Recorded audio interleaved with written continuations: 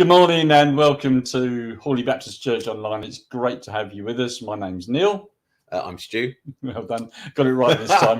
Last time I did this, I actually introduced my name as the person sitting next to me. It was a disaster. So we got the names right today. So that's professional.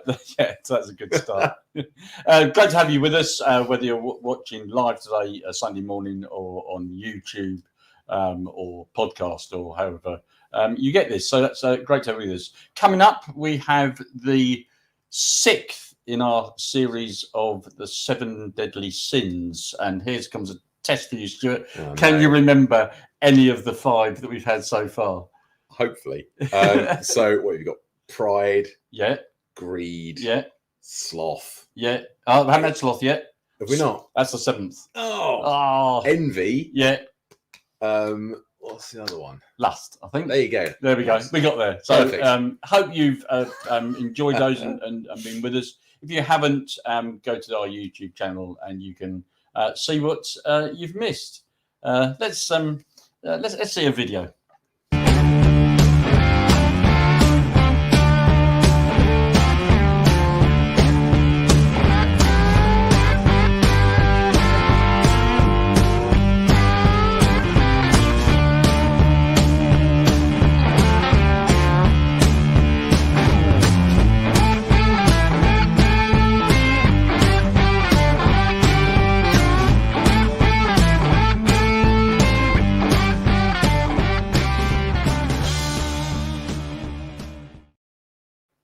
Yeah, and it's been an interesting series because we haven't. I guess sin is a word that doesn't get used a great deal, and wrath. I don't think. When's the last time you said wrath in a exactly? sentence? Yeah, it's. I think those two things are pretty much banned in modern society. You can't talk about either for fear of censure. I think. Yeah. And, you mentioned sin. People don't like that sort of level of accountability. No, that's no. Yeah, no. It's easy. So it'd be good to see what Phil.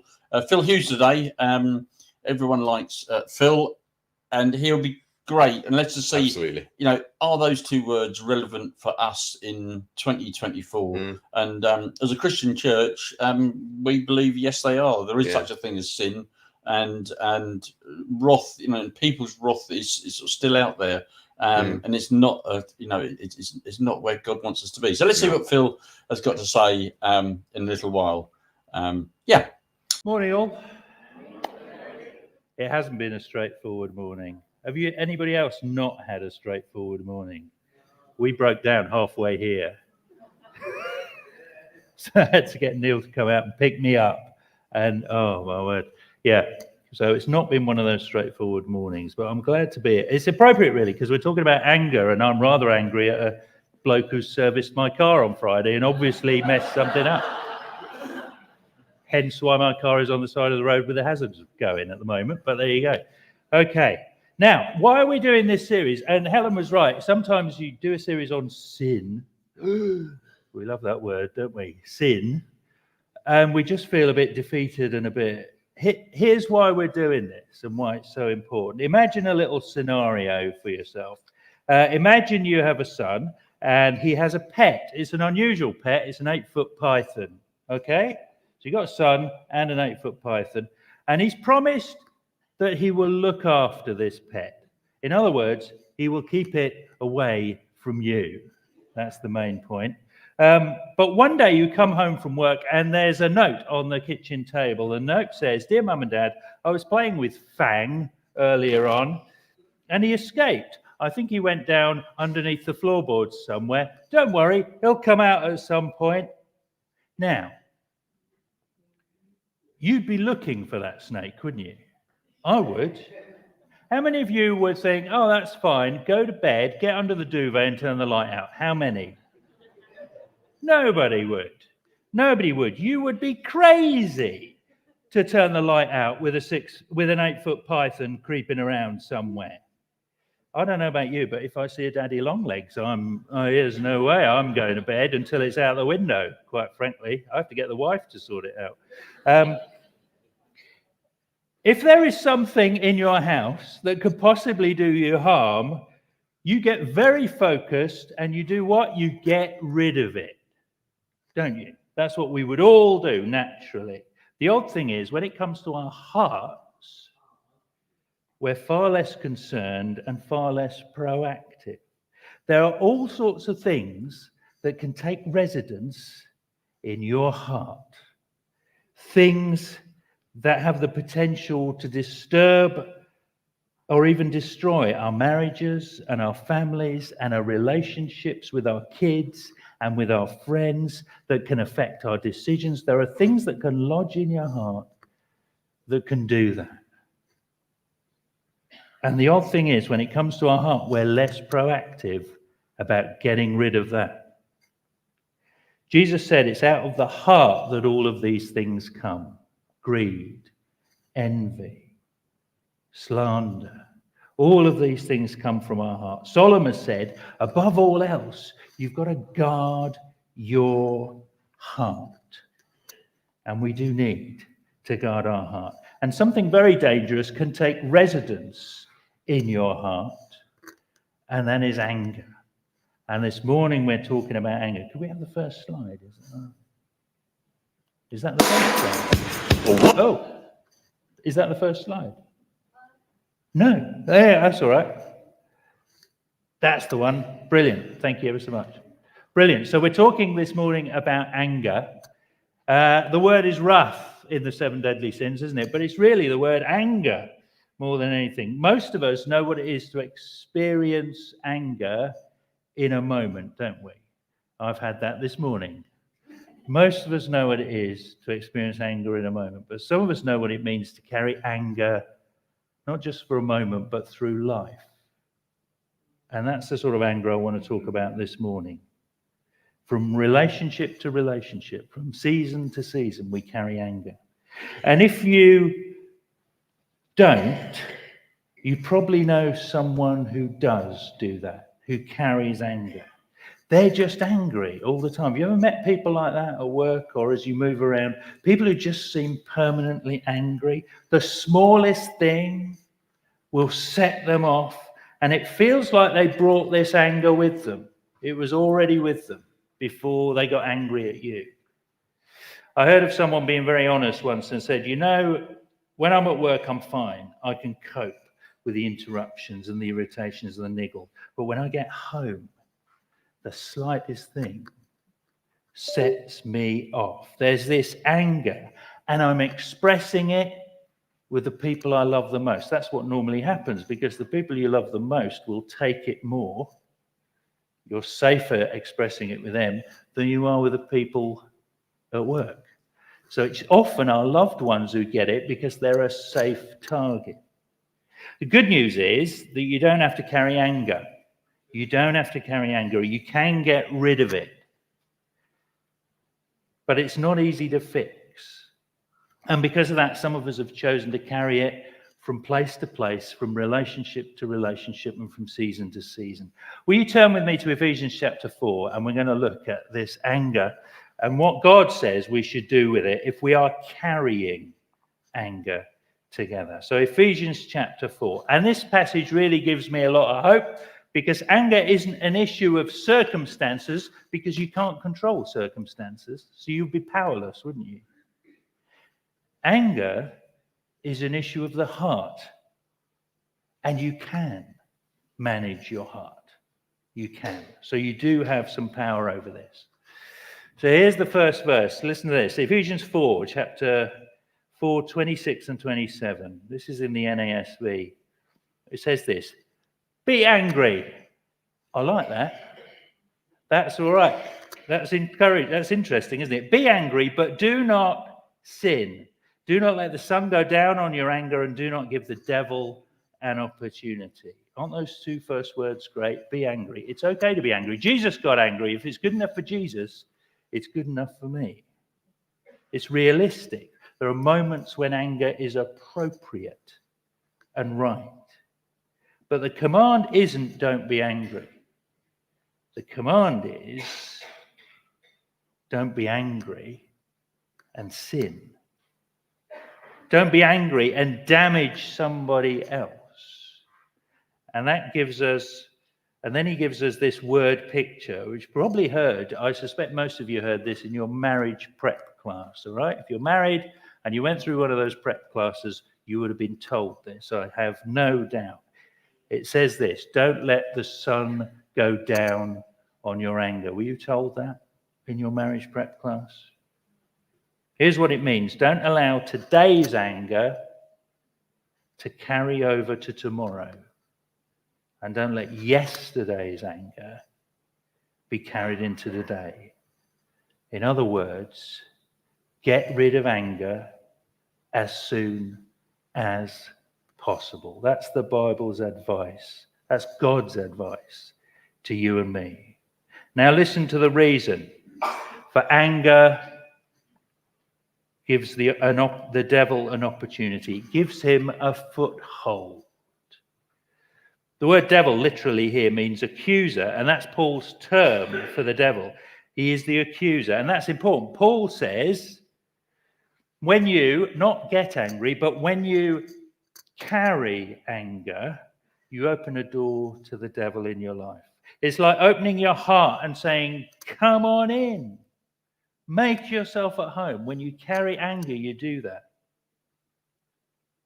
And you know that people who carry anger wreak havoc wherever they go. A name may spring to mind at the moment. And you know that free-flowing anger that you've experienced in others is detrimental to all the relationships that person has. And that's for a reason. Here's the reason. Here's what anger says. This is the heart of anger. Anger says, you owe me. Doesn't it? Anger says, you owe me. Whenever you're hurt by somebody else, whenever you're mistreated by somebody else, whenever you're offended by somebody else, there's a sense in which that person took something very valuable from you. That's what anger does. That's what happens when someone mistreats you. So if somebody at work took your idea, you get angry, but what else? They owe you. They took something that was yours. If you live in a home where somebody took off and left, they took a piece of your childhood from you. They took your trust, your ability to trust in people. If somebody spread gossip about you, they took your reputation from you. And they owe you. They owe you. They took something important. And consequently, your anger says, you owe me. And anger is just like an open door, but it then becomes, because they owe you, it becomes an open account, doesn't it? That's why it's an open door. It's an unfinished ledger. It's a bill that's never been paid. It's something that somebody owes you, and you keep that ledger open. We become bookkeepers. And according to our records, they still owe us. And I refuse to close that account until I get paid back. And then we carry anger through our lives. And as long as that account is open, you will carry that anger. As long as they owe you, you will be angry. Now listen, the worst thing you could ever do to yourself is allow the sun to go down, not on a day of anger, but on a whole season of your life. And some people do that. To let anger carry over from childhood into adolescence, and then from adolescence into marriage. And then from that first marriage, the anger flows into the second marriage. Because when the sun sets on one season of life, here's what happens. It's very easy to lose track of the source of that original hurt and that original anger. That means you're in a new season of life and people just make you mad. And now you're not sure why. Because the anger's carried over from somewhere else and you've lost track of where it came from.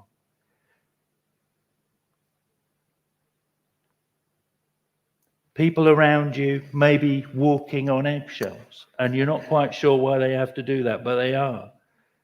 And they're thinking, you know what? I don't think this is an us thing. I don't think this is about us. You brought this anger with you from somewhere else. And when you carry anger, it's so easy to lose sight of where that anger started, who you're really angry at. It just transposes onto new relationships. And you see that in marriage all the time, and it's often too late. If you're dating, if you're in a relationship with an angry person, if you're engaged to an angry person, if you're married to an angry person, you're going to be blamed for things and you just can't understand why.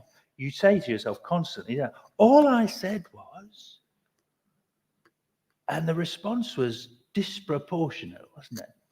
All I said was, and you can't understand. And it won't matter how much you apologize. You can apologize till you're blue in the face when they get angry. But the problem is that the open account isn't with you. It's with somebody else. You can't close it for them because it's with somebody else. And you get trapped in apologizing and then blowing up and apologizing and then blowing up. And you can't understand why it can't get fixed because the anger is not with you. The sun has gone down on their anger and they carried it over and they've lost track of where it came from. So listen, if you were God, okay, put yourself in God's shoes. If you were God and you loved you, so God loves you. If you were God and you loved you, what would you say to you if you're a person who's carrying anger? What would God say to you? Well, if God loves you enough, he'll tell you to close the account. He'll tell you to put this anger to rest. That's what he would do if he loves you. So the next verse shouldn't be much of a surprise. Here's what it says. Here's what Paul says. Ephesians 4:31. Get rid of all bitterness. Now, just to clarify, that's the original Greek. And in the original Greek, get rid of means get rid of. Okay? It's not subtle. Get rid of means get rid of. All bitterness, rage, anger, harsh words and slander, as well as all types of malicious behavior. He's saying, you know what you do with the rubbish every week? When the bin men, well, every 2 weeks. Used to be every week, didn't it? Cutbacks. Don't get me started. You know what you do with the rubbish every 2 weeks? You put it in that wheelie bin and you take it out of your house. You take it off of your property. He says, do that with your anger. Do that. Get rid of it. And I know you're going to push back on this. And I know. You're saying, I can't just get rid of this anger. It's not that simple, Phil. I can't just dump it. But Paul is pretty insensitive here, isn't he? He's not giving you an option. He says, okay, you go ahead and tell me your story. Tell me what happened to you. Tell me why you're angry. And then he says, and my advice is the same. Get rid of it. Get rid of it. Let me ask you, if you walked into a doctor's surgery and he said, you've got cancer and it's eating you alive, what's the first thing you would say to him? Get rid of it. It's the first thing you would say with something that is killing you. Get rid of it. But that doesn't happen with a case of malignant anger. We argue, don't we, over where we got it and how we got it, and we defend it and we justify it. That's what happens with anger. It's very different. And part of the issue with anger is, I feel like, and I get this, I feel like if I just dump this anger at the end of the drive, I'm letting them off the hook. That's what's stopping us, isn't it? I'm letting them off. They hurt me. They owe me. It's not fair. And here's the harsh truth. You're right. It's not. It's not. You need to understand this. Getting rid of anger bypasses fairness. It's not fair. It bypasses the issue of ever closing of the account being settled by someone else, then paying you back. It's not fair. The supreme issue, the big issue that we get confused about with anger, the big issue with regard to anger is not justice, it's not fairness. The big issue for you and me when we're angry is getting free of it. That's the big issue. Getting rid of it will be more valuable and more helpful to you than getting paid back. That's the honest truth with anger. And here's, says Paul, here's what I want you to do. Instead, be kind to each other, tender-hearted, and get this. Now, this is a really tough one. When anger is justified because of what's happened to you. Forgive one another. Wow.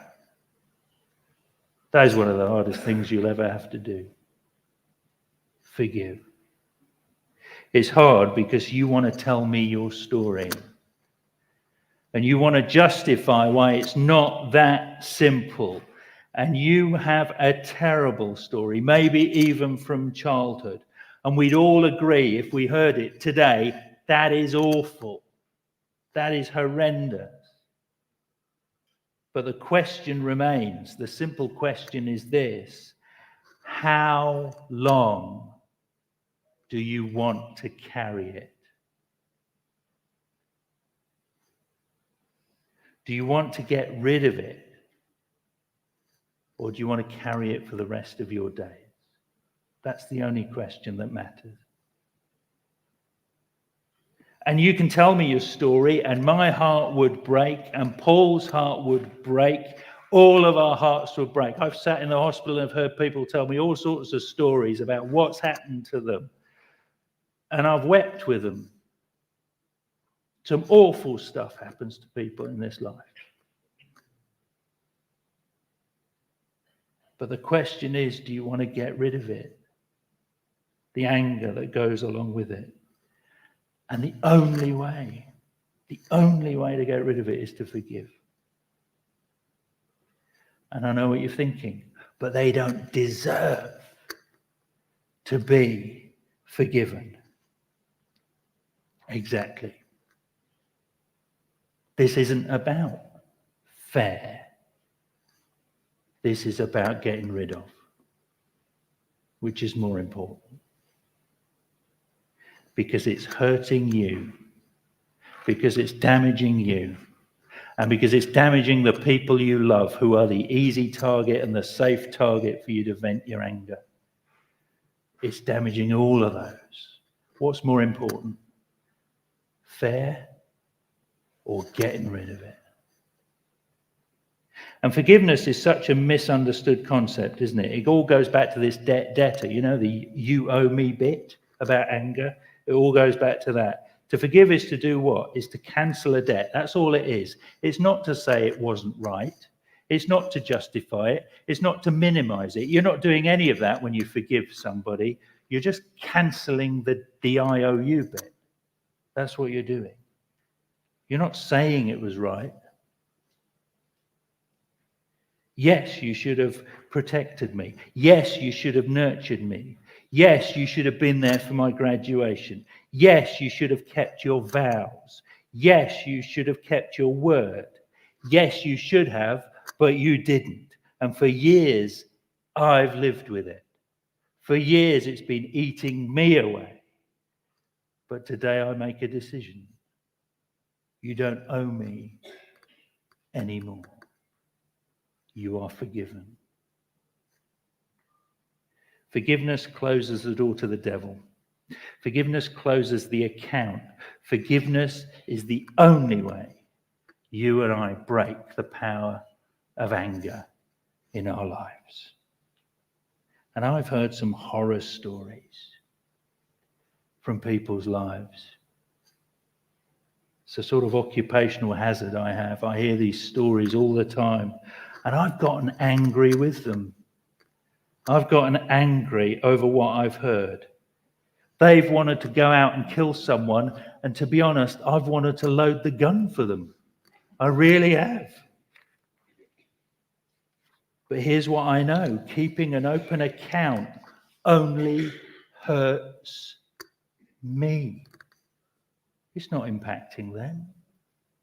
It's making no difference to their daily life, but it's damaging me. And it almost certainly is damaging the people that I love the most. That's what anger does. And just in case you're still arguing about this, let me finish the rest of Paul's verse with you, because this is a real eye-opener, and it's good we've got communion today. Look at this. Forgive one another, what? Just as God, through Christ, has forgiven you.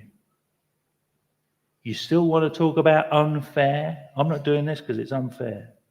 Do you want to talk about unfair? You want to talk about the injustice of forgiving somebody else? Let me tell you, forgiveness is deeply unfair. It's deeply unfair. And if it wasn't, you and I this morning would be in real trouble before a holy God who didn't have to forgive us and who paid personally for our sin, for the things we had done to get to him. You know, often we think of sin as breaking rules, that God's this sort of schoolmaster who's breaking. That's not sin. Sin is breaking hearts. We broke God's heart. We hurt him. And he forgave us. He forgave us. Let me ask you, how fair is that forgiveness that he has offered to us? Do you want to ask him today? Do you want to say to God, God, you should take that back because that's not fair? Do you want to do that with God?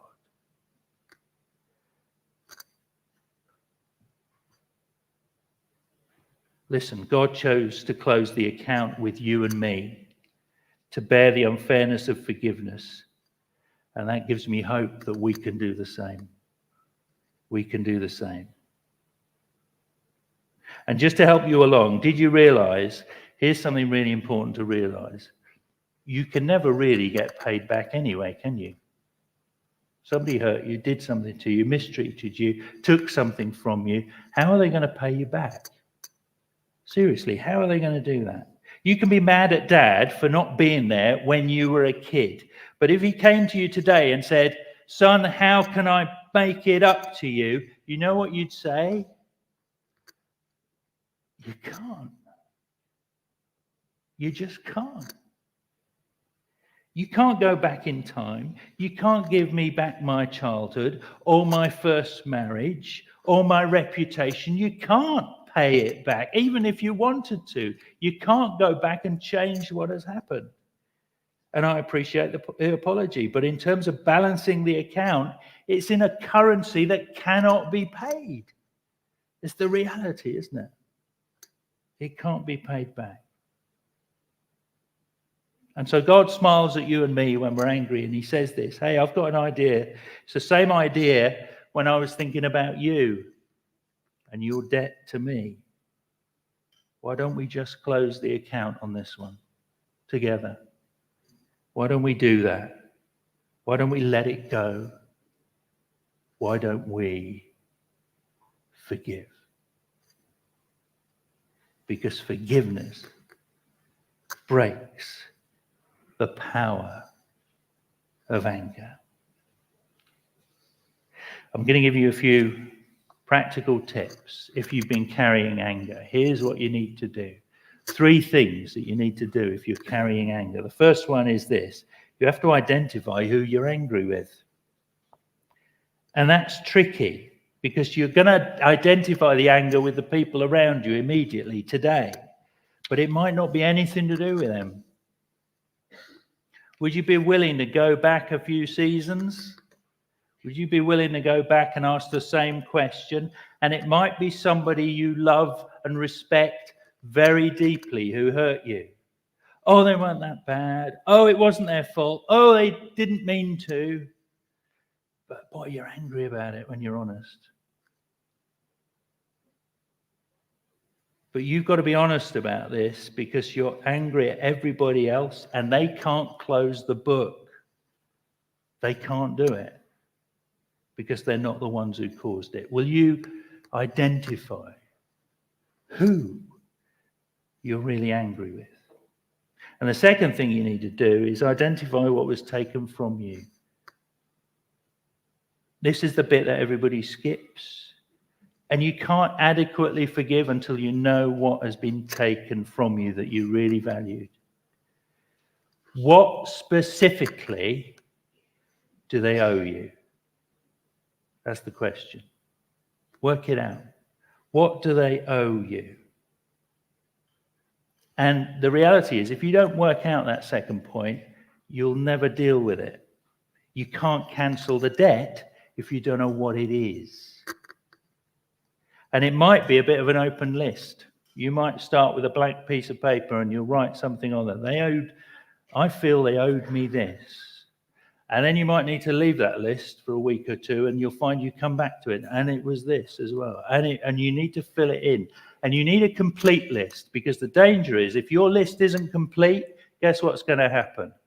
Something's going to bubble up a month, 3 months, a year later. And you haven't identified it. So it needs to be a complete list of what you feel was taken from you. And then the third and the hard thing, the really tough thing, is to cancel that debt. Decide to forgive.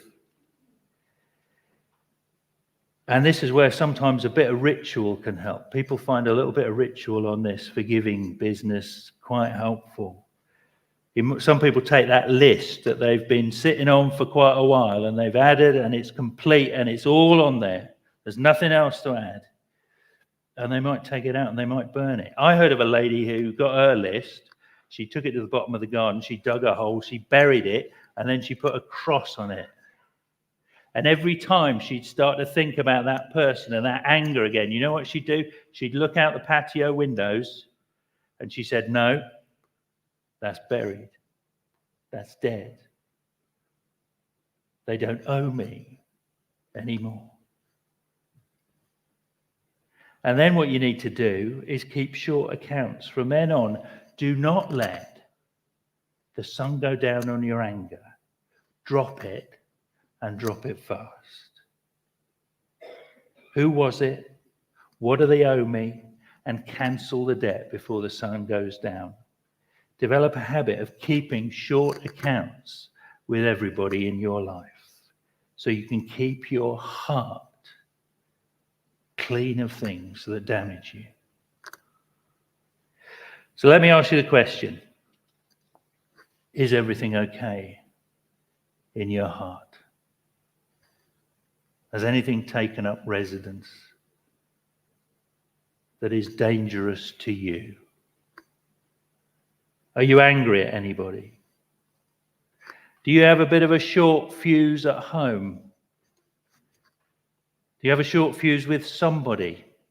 Do you have a short fuse with everybody? Do you find yourself overreacting at the smallest of things? And are you now bothered by that? Would you be willing to do that hard work and ask yourself some hard questions? Would you be willing to make that list? Would you be willing, as Paul says, to get rid of it? It's not fair. It's not fair. But it's not about fair. It's about being free of it. Refuse to allow anger to reside in your heart for the rest of your life. Refuse to let it lodge there. Otherwise, the only question left for us will be this: how long will you want to carry it? Because in the end, in the end, our decision to carry anger is ours and nobody else's. We can carry it or we can lay it down. The choice is ours. Before we come to communion, it's so appropriate that it's communion today on this Pentecost Sunday. We're going to sing a song and we're going to remind ourselves of standing in the benefit of a forgiveness that was...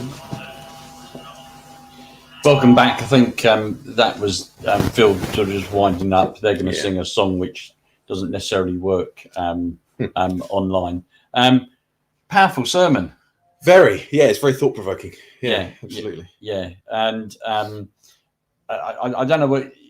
Lots of little things he said that just struck my mind, and one of them was that sort of one of the reasons forgiveness is so hard is that it doesn't feel fair. And I guess we've all said, no, but it is fair.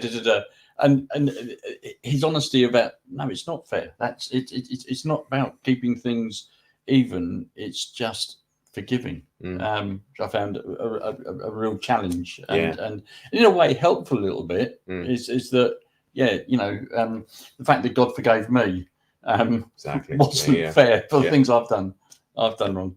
But so what are your sort of thoughts? Yeah, I mean, absolutely. I mean, he's absolutely correct. When he's kind of saying, just keep short accounts with people. Don't overreact to things. Where find the source of that anger. Kind of where it comes from, and just drop it.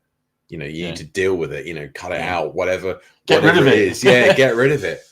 And that's really important. Because I don't think you're not going to be effective in your Christian life if you're just carrying around all this anger that you can't deal with. You got to give it to God, and that's I think that's very hard. That's very hard. Yeah, I quite like the sentence about you can't control the circumstances. So you can't control the circumstances, but you can control your hearts and how you react to it. And I will, stupid example, but I'll stick with it for the moment. There will always be a queue at the cash point machine, of course, and there will always be the person at the front that's taking their time. Yeah. I can't control the queue at the cash point machine, but I can control how I deal with it. I can either get angry with the person at the front that's taking their time, or I can choose to, if they are doing something stupid, I can choose to forgive them. And it is, it doesn't necessarily, and I appreciate this is a stupid example, but I'm sticking with it for the moment. Is it doesn't make what they're doing right.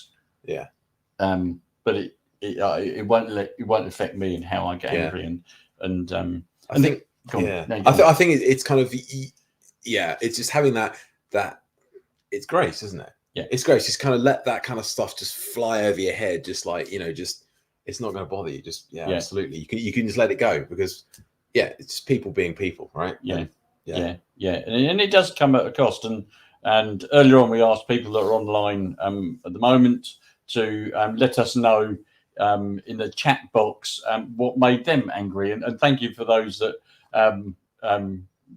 let us know, and that those things are really real and far more serious perhaps than my cash point example.